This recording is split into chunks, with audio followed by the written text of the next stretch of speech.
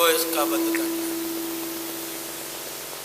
बोले यज्ञ भगवान की, वेद भगवान की, सत्य सनातन धर्म की, भारतीय संस्कृति की, गौ माता की, गंगा माता की जय, गीता माता की जय, गायत्री माता की जय, धरती माता की जय, भारत माता की जय, गंगा माता की जय। आइए आज की बात परम पूज्य गुरुदेव के संदेश के रूप में, सांस्कृतिक चेतना के रूप में आप लोगों के सामने प्रस्तुत की जाए।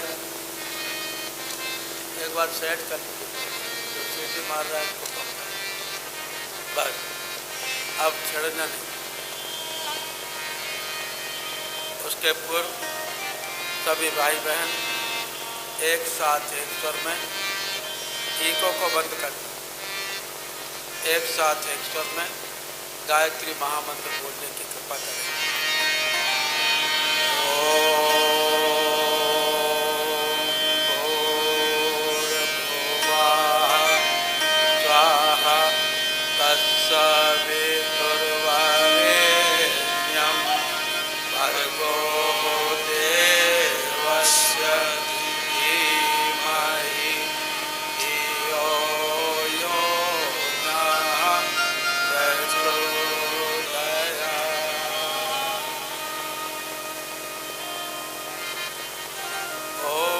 विद्याधीशं श्रीगणनाथं मूषकयानं गौरीतनयं वन्दे देवं सिन्धुर्वदनं मङ्गलरूपं भक्तानां।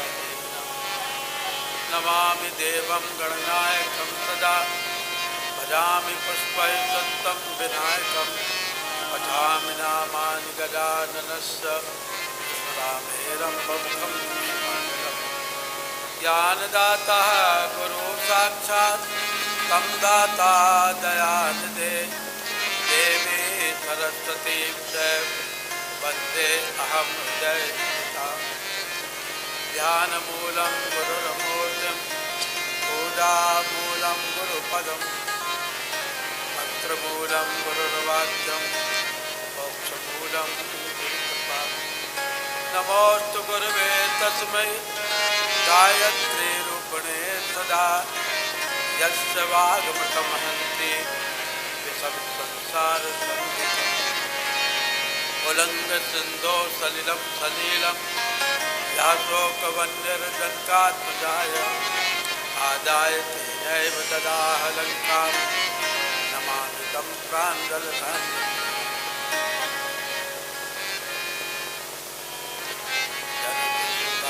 जग जननी जानकी अतिशय प्रिय करुणा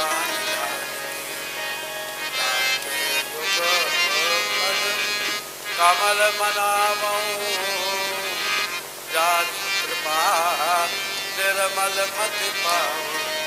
मुनिवंदं शारद सुर सरिता युगल पुनीत मनोहर चरिता।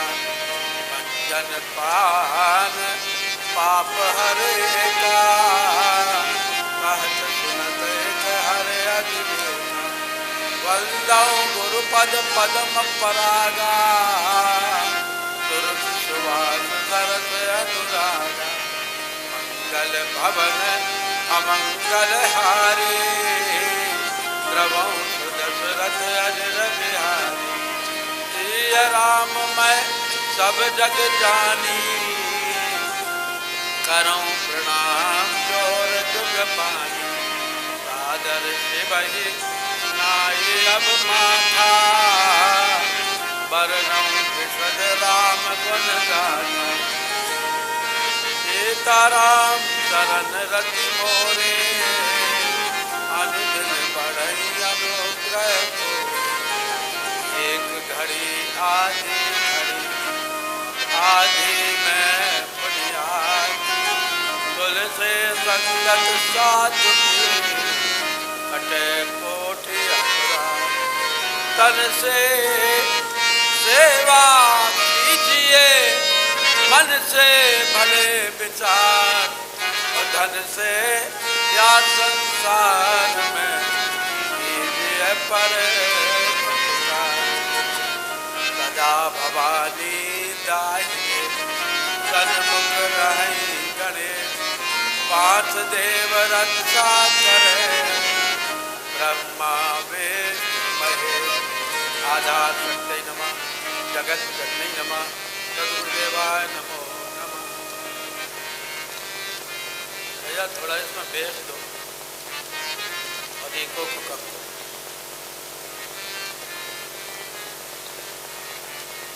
कण कण में सब परम पूज्य गुरुदेव, वंदनीय माता जी, विद्या दीदी, संजय डॉक्टर साहब के मार्गदर्शन में और सम्मानीय भैया डॉक्टर चिन्मय पटिया जी के निर्देशन में सारे देश भर में राष्ट्र सशक्त और समर्थ कैसे बने, इस संदर्भ में छोटे और बड़े सैकड़ों आयोजन प्रतिदिन चल रहे हैं और ऐसे आयोजन में उपस्थित मंच पर विराजमान श्री अरविंद जी भाई साहब, श्री मनीष भैया, श्री दिनकर जी भाई साहब और सारे प्रांत से आए हुए परम पूज्य गुरुदेव के कार्य में खून पसीना करने वाले हमारे सभी मूर्धन्य कार्यकर्ता भाइयों बहनों, पटना के सभी धर्म प्राण नागरिक बंधुओं, ग्रामीण बंधुओं, मंच पर उपस्थित पूज्य गुरुदेव के कार्य में चार चांद लगाने वाले हमारे सभी संगीत के उद्गाता बंधुओं, हमारे सहायक धर्मकांड पुरोहित और सभी हमारे भाई, आज आपके इस कार्यक्रम का द्वितीय दिवस है। कल ऐतिहासिक कलश यात्रा थी और शहरों में इतनी बड़ी कलश यात्रा और समय पर निकलना एक आश्चर्य की बात है, जबकि लोग 8-8 बजे सो करके उठते हैं। तब आपके यहाँ 8 बजे तो कलश यात्रा प्रारंभ हो चुकी थी।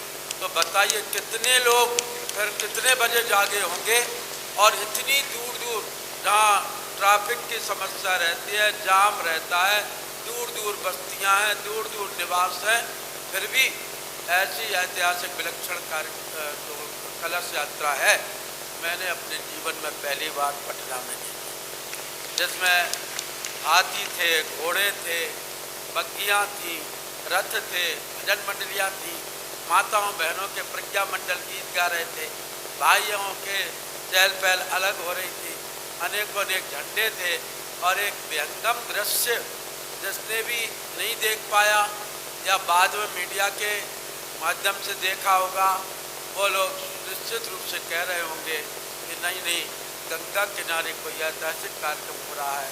और यह ऐतिहासिक कार्यक्रम परम पूज्य गुरुदेव की प्रेरणा से, आप लोगों के परिश्रम से, आप लोगों के दिन और रात आपने भोजन नहीं देखा, पानी नहीं पिया, भागते दौड़ते रहे, कैसे इतनी बड़ी व्यवस्थाएं महानगरों में बना सकते हैं, वो आपने बनाई और आज उसके भव्य स्वरूप में आप सब विराजमान हैं। मैं आप सभी भाई बहनों को सादर प्रणाम करता हूं और भावना करता हूं कि परम पूज्य गुरुदेव के आशीर्वाद, वंदनीय माता जी के आशीर्वाद, आद्य शक्ति माँ भगवती गायत्री की कृपा आप पर खूब खूब बरसती रहे। जैसे बिन मौसम बरसात हो रही है, ऐसे अनायास आपके ऊपर सिद्धियाँ बरसें, ऐसी मैं प्रार्थना करता हूँ। बंधुओं, बात तो बहुत कुछ कहने के लिए है और दिन केवल अपने पास में, आज कल का दिन अपना चला गया और आज 8-7 तारीख है, 8 और 9 को तो हमारे सम्मानीय भैया जाएंगे, दीप यज्ञ होगा, तो उस समय आधी बात होगी, आधी नहीं होगी। तो 2 दिन मैं आपसे कुछ पूज्य गुरुदेव के हृदय की वेदना की कुछ अपनी शैली में आपसे बात करने के लिए तैयार हूँ। और बंधुओं, आज ये सारी आवश्यकताएं किस लिए पड़ी? युग निर्माण योजना का क्या मतलब है? युग निर्माण योजना, युग कोई ये नहीं होता जो आप जानते हैं, द्वापर युग, कल युग, द्वापर, त्रेता, सतयुग। युग का मतलब है हमारा खान पान, हमारा उठना बैठना, हमारा चलना फिरना, हमारे क्रियाकलाप, हमारा ज्ञान, हमारा विज्ञान, हमारी संस्कृति, हमारे रीति रिवाज, हमारा भूगोल, हमारा विज्ञान, हमारा इतिहास, हमारा ज्योतिष, हमारा गणित, ये सब एक युग है। और युग का मतलब, युग हर 12 साल में बदलते रहते हैं। कभी आपने सुना होगा वैदिक युग है, तो जब वेदों का बोलबाला था, फिर पौराणिक युग हुआ, फिर जो है इतिहास बदला और राजाओं महाराजाओं का युग हुआ, रामकालीन युग आया, कृष्णकालीन युग आया, फिर आपने सुना होगा कि और युग चले तो रामायण युग, महाभारत युग, फिर मध्यकाल में देखा तो कबीर युग और आपके मीरा युग, और फिर आधुनिक युग में देखा तो जयशंकर प्रसाद युग, सुमित्रानंदन पंत युग, सूर्यकांत त्रिपाठी निराला युग, और देखा तो आपने गांधी युग, स्वतंत्रता युग, और अब आप देखने जा रहे हैं प्रज्ञा युग। क्यों? क्योंकि बंधुओं, युग हमेशा बदलते रहते हैं। और युग का मतलब यही है कि जिस युग में जैसी विकृति आती है, उसमें संस्कृति को पैदा करने के लिए महापुरुषों का अवतरण होता है।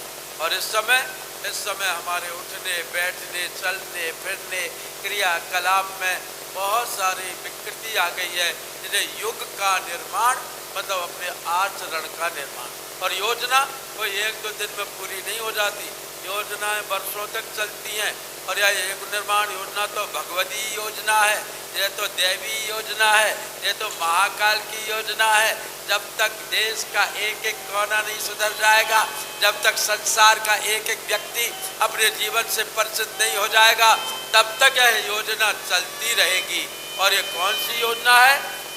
ये नैतिक, सामाजिक और सांस्कृतिक जागरण की योजना है। नैतिक किसे कहते हैं? नैतिकता क्या है? जो हमको करना चाहिए वो हम करें, ये नैतिकता है। और जो नहीं करना चाहिए वह हम कर रहे हैं, यह अनैतिकता है।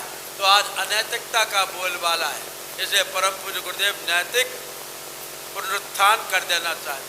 सामाजिक, आज सामाजिक विषमताएं आप लोगों से छिपी नहीं है और समाज विसंगतियों में डूबा हुआ है। गुरुदेव सामाजिक क्रांति कर देना चाहते हैं। और सांस्कृतिक, संस्कृति के अंतर्गत हमारे भगवान राम, कृष्ण, शिव, हनुमान से लेकर के ऋषि जितने भी हुए हैं, उन सब ऋषियों की परंपरा, जितने महापुरुष हुए उनकी परंपराएं, और जो हमारे बाप दादे पूर्वज पुरखे जो कुछ रीति रिवाज बना गए हैं, उनमें विकृति आ गई है। उनकी सांस्कृतिक चेतना के जागरण की यह पुण्य बेला आई है। और इस पुण्य बेला में आप बैठे हुए हैं। और बच्चों, आज संस्कृति का ह्रास हो जाने के कारण हुआ क्या? आज ये हुआ, यदि हमारे बाप दादे जो मर गए हैं, जो हमारे नाना, जो हमारे पूर्वज इस दुनिया को छोड़ करके चले गए हैं, यदि वो इस दुनिया में अचानक आ जाए और वो हमको आपको देखें, तो वो दांतों तले उंगली दबाएंगे और वो कहेंगे कि आज का आदमी तो बड़ा स्वर्ग में है, आज का आदमी तो बड़े मजे में है। क्यों? क्योंकि मेरे जमाने में ऐसी बिजली कहाँ थी, ऐसी ट्यूबलाइट कहाँ थी, ऐसी हैलोजन कहाँ थी, ऐसी मरकरी कहाँ थी। रात भी जैसे चकाचौंध में महानगरों में यूं भी रहती है। पटना के आप इस अटल पथ से निकल जाइए, आप कहीं से भी निकल जाइए, क्या हरी पीली नीली लाल गुलाबी क्या चमचमाती लाइटें लगी हुई है, लगता है जैसे दिन हो गया हो। वास्तव में आज का आदमी तो बड़ा सुखी है भैया। मैं तो अंधेरे में दिन बिताता था और चिमनी जला करके अपना काम चलाता था। यदि पुराने जमाने का आदमी इस समय दुनिया में आ जाए और हमको आपको देखे तो कहेगा कि दुनिया बहुत बदल गई है। क्यों? क्योंकि बंधुओं, कोई राजा महाराजा मर जाता था तो 7 दिन बाद पता चलता था, 15 दिन बाद पता चलता था। कोई हमारे रिश्तेदार नातेदार मर जाता था तो पता लगता था, 13वीं की चिट्ठी आती थी तब, और तब पता लगता था कि कोई घटना हो गई। लेकिन इस समय कोई भी घटना पटना के अंदर हो जाए तो 10 सेकंड के अंदर सारी दुनिया में वो बात फैल जाती है। मेरे जमाने में ऐसे रेडियो, ऐसे टेलीफोन, ऐसे वायरलेस, ऐसे वॉकी टॉकी, ऐसे टीवी, ऐसा मोबाइल, ऐसा फोन कहा था जो आज के जमाने में है। परंतु पुराने जमाने का आदमी यदि इस समय दुनिया में आ जाए और आपको देखा है तो वो कहेगा आज का आदमी तो बड़ा सुखी है। क्यों? मैं चटाई पर बैठता था, मैं नीचे धरती पर गेंदों में पड़ा रहता था। आज जैसा सोफा सेट, आज जैसे कुर्सियां, आज जैसे पलंग, आज जैसे जलजब के गत्ते पहले कहाँ थे? पहले तो आदमी ऊंची चटाई पर सो जाता था। आज तो आदमी बड़ा सुखी है और वो देखे तो कहेगा कि हम तो दाल रोटी चावल सब्जी से काम चला लेते थे, लेकिन बफे सिस्टम में जब वो आकर के देखता है कि 50 तरह की सब्जियां हैं, कई तरह की रोटियां हैं, कई तरह के नमकीन आइटम है, कई तरह की मिठाइयाँ हैं, कई तरह के चाट पकौड़े हैं, तो वो सोचता है कि आज का आदमी बड़ा सुखी है, आज का आदमी बड़ा स्वर्ग में है। लेकिन जब हमारे भीतर झांकेगा, हमारे भीतर देखेगा तो वह कहेगा था मेरा कहना गलत था, मैं विडम्बनाओं में था। आज का आदमी तो बड़ा नरक में है, आज का आदमी तो बड़ा दुखी है। तो जितने जितने साधन बढ़े वैसे वैसे आदमी का दुख बढ़ा, जैसे जैसे तनख्वाहें बढ़ी वैसे वैसे धरती कम होती हुई चली गई, जैसे जैसे बंधुओं आदमी की पैदल बढ़ी वैसे वैसे हमारे रीति रिवाज संस्कार डूबते चले गए। और वो कहेगा कि मेरे जमाने में जो प्रेम था, मेरे जमाने में जो विश्वास था, मेरे जमाने में जो भाईचारा था, मेरे जमाने में जो रीति रिवाज थे वो अब कहाँ है? आज का आदमी तो नरक में है। ऐसा क्यों हुआ? ऐसा इसलिए हुआ कि बंधुओं भगवान ने 2 बातें मनुष्य को बड़े भाग्यों से दी हैं। एक कौन सी है? एक है बड़े भाग्यों वाला या मनुष्य शरीर। और ये मनुष्य शरीर कितना प्यारा है जिसके विषय में कहा गया,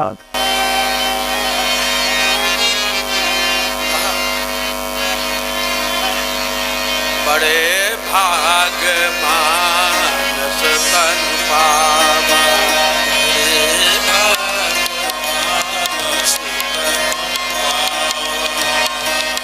दुर्लभ सदर कंठन गावा, दुर्लभ सदर कंठन गावा, नरतन नर कवन उदे, नरतन सवन कवन उदे, जीव चराचर राचत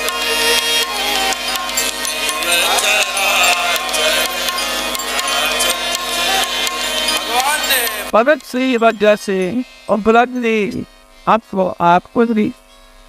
लेकिन इस मनुष्य ने इस हीरे जैसी जिंदगी को 2 कौड़ी का कर दिया। एक बहुत बड़ा पत्थर रखा था नदी के किनारे, उस पत्थर को देख कर के एक चेले ने कहा, बाबा जी ये पत्थर तो बहुत बड़ा है, इस पत्थर से मजबूत तो कुछ भी नहीं होता होगा।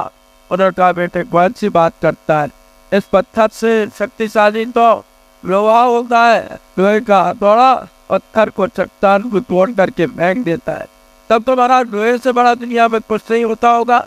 उन्होंने कहा बेटे कैसी बात करता है, इस लोहे से बड़ी तो आग होती है, आग लोहे को पिघला देती है। आपने बोकारो स्टील प्लांट में, टाटा स्टील प्लांट में देखा होगा कि लोहा आग से पिघल करके पानी की कलकल छलछल धारा के साथ में बहता रहता है। यह लोहा बहुत मजबूत है आधा, लेकिन उससे शक्तिशाली आग। तब बताओ आग से बड़ी कुछ नहीं होती होगी। आग एक चिंगारी सारी दुनिया को जला करके भस्म कर देती है। कहा बेटा कौन सी बात करता है, इस आग से बड़े बड़ा ये पानी है। जब जलती हुई अग्नि पर पानी पड़ जाता है तो अग्नि ठंडी हो जाती है। ये पानी बहुत बड़ा है, पानी बाढ़ के रूप में आता है तो विनाश करता है, और पानी जब बरसात के रूप में आता है तो विकास करता है। जल ही जीवन है। तब तो साहब अब मैं नहीं मान सकता, इस पानी से बड़ा दुनिया में कुछ नहीं होता होगा। उन्होंने कहा बेटे कैसी बात करता है, इस पानी से बड़ी हवा होती है। हवा जब दुनिया में चलती है तो सामियाने उड़ जाते, 3 चक्कर उड़ जाते और आंधी चल पड़ती है और सारी दुनिया में हाहाकार बच जाता है, तूफान आ जाता है। ये हवा बहुत बड़ी है। तब से बड़ा हवा से बड़ा कुछ नहीं होता होगा। उन्होंने कहा बेटे कैसी बात करता है, इस हवा से बड़ा है अनंत आकाश, जिसकी गोद में हवा समाई रहती है, जिसकी गोद में सत्ता और सूरज रहती है, ग्रह और नक्षत्र रहती है, सूरज जैसा हिमालय और सूरज जैसा ये आपका हाथ का गोला और चंद्रमा जैसा हिमालय रहता है। इससे बड़ा और दुनिया में कुछ नहीं है। तब तो महाराज आपसे से बड़ा दुनिया में कुछ नहीं होता होगा।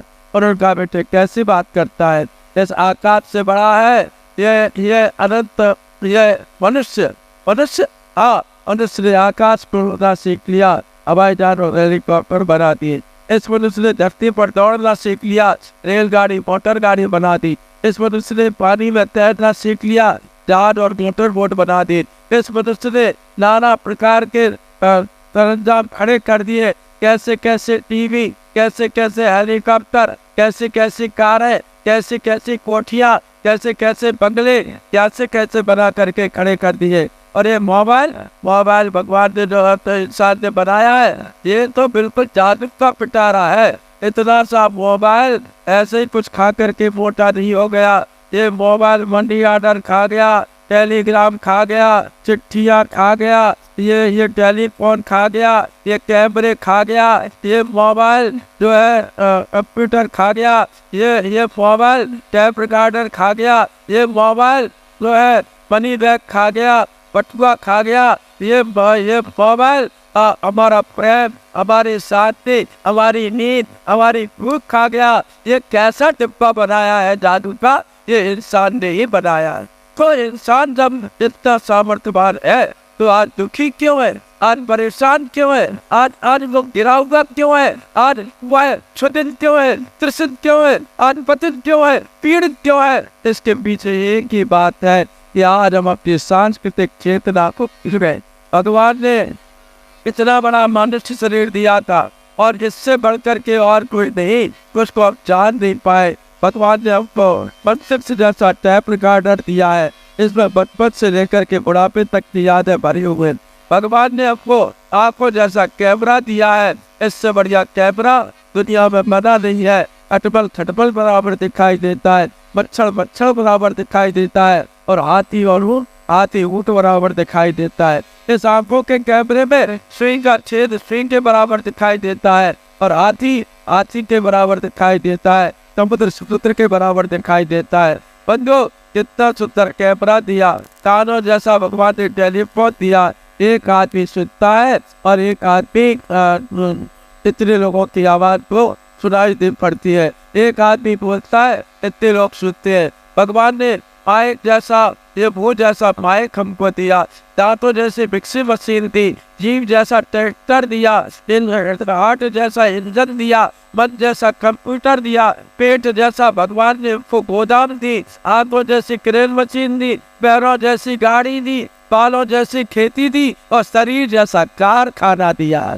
लेकिन क्या करे, मनुष्य अपने जीवन को भूल गया। जीवन को क्यों मिला कि भगवान ने जो सूत्र बनाए थे उन सूत्रों को हम पूछते हुए चले गए। उन्हीं को आज मैं अभी रात्रि मानस के माध्यम से आपको याद दिलाना चाहता हूँ कि एक बात तो भगवान ने बड़े बातों से हमको मनुष्य शरीर की दी और दूसरी बड़े भाग मानस तन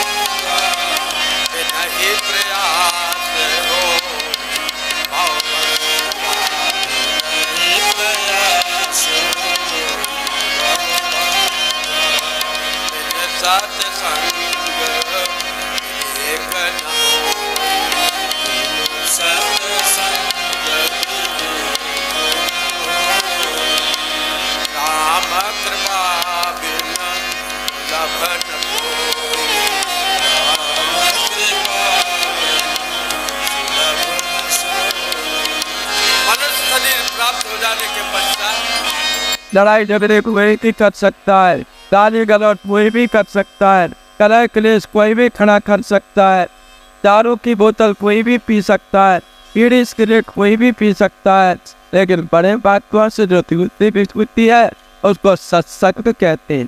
जिसको परम पूज्य गुरुदेव ने कहा कि हम अपने मन को कुप्रवृत्तियों से बचाए रखने के लिए सदैव स्वाध्याय एवं सत्संग की व्यवस्था रखे रहेंगे। और यह स्वाध्याय या सत्संग के माध्यम से ही मनुष्य अपने भीतर की चेतना को जागृत कर सकता है। और उसको जगाने के लिए परम पूज्य गुरुदेव ने आज के दिन आपको सांस्कृतिक चेतना का संदेश भेजा है कि उसको समझे, उसको जाने। आज हमारा राष्ट्र दीन है, दुर्बल है, असहाय है, बेरोजगारी से भरा हुआ है, आलसियों से भरा हुआ है, प्रमादियों से भरा हुआ है। देश में जो नैतिकता होना चाहिए थी, जो स्वर्ग जैसा वातावरण होना चाहिए था, वह अपराधों में, वह उन्मादों में, वह तरह तरह के वितंडाओं में और उलझ कर के रह गया है। तो राष्ट्र को हम जीवंत जागृत कैसे बनाए, तो यह समस्या आपको सोचना पड़ेगा, यह जानना पड़ेगा। और इसके लिए संस्कृति की ओर बढ़ना पड़ेगा। संस्कृति क्या है? परम पूज्य गुरुदेव ने कहा कि मैं ऋषि संस्कृति को जन जन तक पहुँचा दूंगा। देश की संस्कृति कितनी प्यारी थी, कितनी शहादत वाली थी, कितनी समर्पण वाली थी, कितनी हितदायक थी, लेकिन आज हम सांस्कृतिक चेतना को भूलते हुए चले जा रहे हैं। इसलिए भाई आइए हम सामाजिकता की बात तो आपसे बीच में करेंगे, हम नैतिकता की तो बात आपसे करेंगे, लेकिन सांस्कृतिक चेतना को जगाए बिना आज व्यक्ति को सुख और शांति प्राप्त नहीं हो सकती। और सुख शांति प्राप्त करने के लिए आपको क्या करना होगा? संस्कृति को जानना होगा। संस्कृति का क्या मतलब है? संस्कृति है तो वैसे साढ़े 3 अक्षरों का शब्द है, लेकिन संस्कृति के अंतर्गत कितना कुछ भरा हुआ है। हमारा धर्म, हमारा कर्म, हमारा ज्ञान, हमारा विज्ञान, हमारा विवेक, हमारी विरासत, हमारे वसीयत, हमारे जो है बच्चों के संस्कार, हमारे उठना बैठना चलना फिरना क्रियाकलाप, ये सब संस्कृति के अंतर्गत आते हैं। और संस्कृति किसे कहते हैं? यदि आपको 6 रोटी की भूख है तो आप 4 रोटी खाएं और 2 रोटी भूखे आदमी को दे दें। ये हमारे देश की संस्कृति। और प्रकृति क्या है? प्रकृति यह है यदि 4 रोटी की भूख है तो 4 ही रोटी खाएं, इससे अधिक खा करके अपने पेट के डाइजेशन को न बिगाड़े। ये प्रकृति है। और विकृति क्या है? भूख तो है नहीं, अभी भोजन करके आए, लेकिन दोस्त ने कहा आइए गरम गरम पकौड़े बन रहे हैं, गरम गरम हलवा बन रहा है, गरम गरम खीर बन रही है, और आइए भोजन कीजिए, कुछ पकौड़े खाइए। और बिना भूख के खाना खा क्रिया करना, ये विकृति है। आज आदमी संस्कृति को छोड़ चुका है, प्रकृति को गंदा बना चुका है। और जहाँ देखो वहाँ सुबह उठने से लेकर के बैठने तक, जो जागने से लेकर के सोने तक आदमी विकृतियों में फंसा हुआ है। संसार बदलेगा, दुनिया बदलेगी, ये परम पूज्य गुरुदेव ने विश्वास दिलाया है। जैसा आप अभी गीत के माध्यम से सुन रहे थे, लेकिन बदलेगी कब? जब हम जिस आचरण पर चलेंगे जो आत्म संस्कृति का है। बच्चों 3 रानियों का वर्णन रामचरितमानस में आया, कौशल्या, सुमित्रा और कैकेयी। और उस राजा दशरथ का वर्णन आया है। कौन है राजा दशरथ? और ये कौशल्या, कैकेयी, सुमित्रा कौन है? ये अयोध्या क्या है? बच्चों हमारी जिंदगी ही अयोध्या है, हमारा यह शरीर ही अयोध्या है, हमारी सांसें ही सरयू है, और हमारा जीवन ही दशरथ है। हमारे 3 रानियां हैं, कौशल्या, सुमित्रा, कैकेयी। कभी हम संस्कृति की ओर जाते हैं, कभी हम प्रकृति सुमित्रा की ओर जाते हैं, कभी हम विकृति कैकेयी की ओर जाते हैं। और हमारे 4 पुत्र हैं, धर्म अर्थ काम मोक्ष। ये 4 संबंधाएं हर आदमी के अंदर होती है। श्री राम, श्री लक्ष्मण, श्री भरत, श्री शत्रुघ्न, ये 4 हमारे मनोरथ है। और बंधुओं हमारे जो इंद्रियां हैं, हमारा जो विचार है, यही अयोध्यावासी है और यही हमारी मूल प्रकृति है। लेकिन आज क्या करें, हमने अपने जीवन की अयोध्या को गंदला बना दिया है। दशरथ का मतलब क्या था? तो 10 इंद्रियों पर सवार होकर के चले, वो दशरथ है। और जो 10 इंद्रियों पर सवार होकर के चलता है, राम उसी के यहाँ जन्म लेते हैं। लेकिन बच्चों आज तो भी बन गए, योगी नहीं रहे। इसलिए मैं संस्कृति की बात आपको बताने के लिए बैठा हूँ कि संस्कृति कितनी ऊंची होती है, संस्कृति कितनी महान होती है। जब भगवान श्री राम को यह पता चला कि कल मेरा राज तिलक होने वाला है, और राजा दशरथ के कहने से वशिष्ठ जी भगवान राम के पास में आए और उन्होंने राम जी से कहा कि आप ऐसा ऐसा नियम पालना। इसका कितना सुंदर विवरण दिया है। गुरुवागमन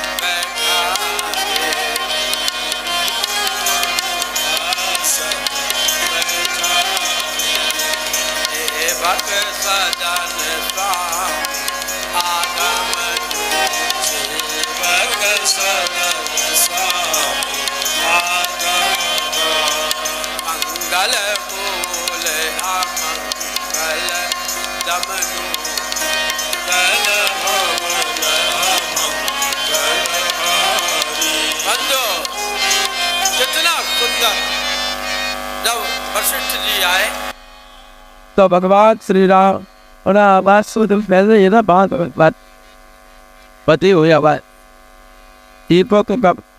तो भगवान श्री राम गुरु वशिष्ठ जी से मिलने के लिए दरवाजे तक।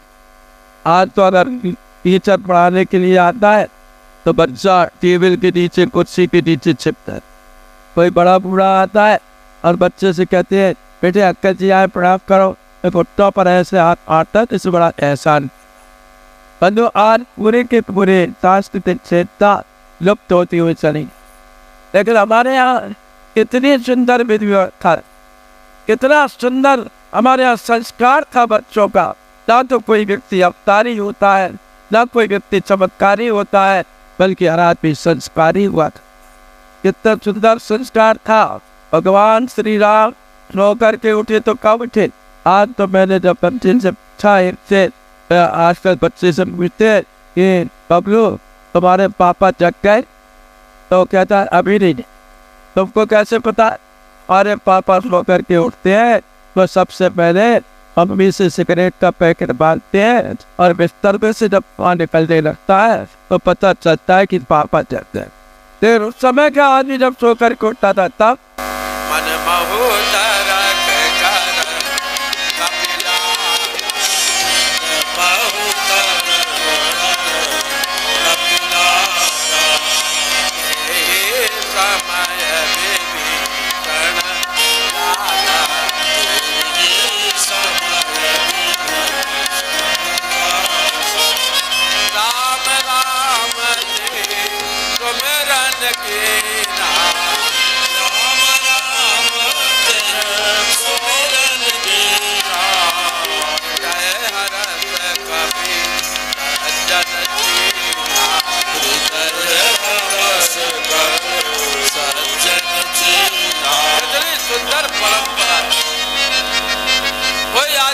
करके उठता था तो जय श्री राम, जय श्री कृष्ण, हर हर महादेव, हर हर गंगा या वैदिक मंत्र गायत्री मंत्र का उच्चारण। तभी आप शांति को चाहिए। शांति कुंज में प्रातः काल जैसे जानवर की घंटी लगती है तो 5 मिनट बाद परम भक्तिया माता जी के श्री से गायत्री मंत्र का घोषणा है। और फिर ऐसी वैसी प्रार्थना नहीं, कितने प्राणवान प्रार्थना होती है। पर शक्ति हमें दो दया दे, कर्तव्य मार्ग पटट जावे, पर सेवा परोपकार पे हम जीवन सफल बना जाते। कितनी सुंदर प्रार्थना हो। हम दीन दुखी निबलो विकलों की सेवक बन संताप हरें, जो है अटके भटके पिछड़े और को तारे पद तरना जितने सशक्त प्राणवान प्राणता हो। लेकिन बच्चों आज तो सुबह से उठते से ही राम राम छोड़ो, पहले के कितने सुंदर परंपरा थी और आज की कितनी कैसी हो। प्रात काल उठे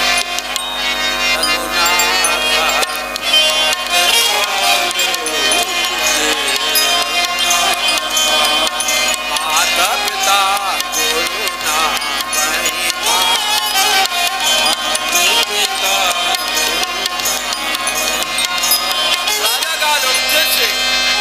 बड़ों को प्रणाम किया जाता, लेकिन आज सुबह से ही माथा फोड़े होते, प्रात काल उठ के रखना था और बात पिता को फोड़े माता। आज तो जैसे ही माता पिता से झगड़ा पटु पूछना जाने क्या क्या। लेकिन बच्चों भगवान श्री राम संस्कृति के सपूत थे और उठने का क्रम क्या था। पहले सो करके छोटा बच्चा उठा, फिर बड़े उठे, फिर बड़े उठे। लखा ने दिशी भी कष्ट थे और ऑर्डर सिखा तुझे प्यार अपरुते पहले जगत पति जागे राम। पहले छोटा बच्चा उठा, फिर राम जी उठे, लक्ष्मण उठे, राम जी उठे, उसके बाद में गुरु। आजकल तो छोटे बच्चों को उठाते टिक्कू पिक्कू जागो, स्कूल का टाइम हो गया तो टिक्कू पिक्कू कहते नहीं नहीं नहीं अभी मम्मी मुझे सोने दो, मुझे सर्दी लग रही है, और 70 साल करके सो जाता है।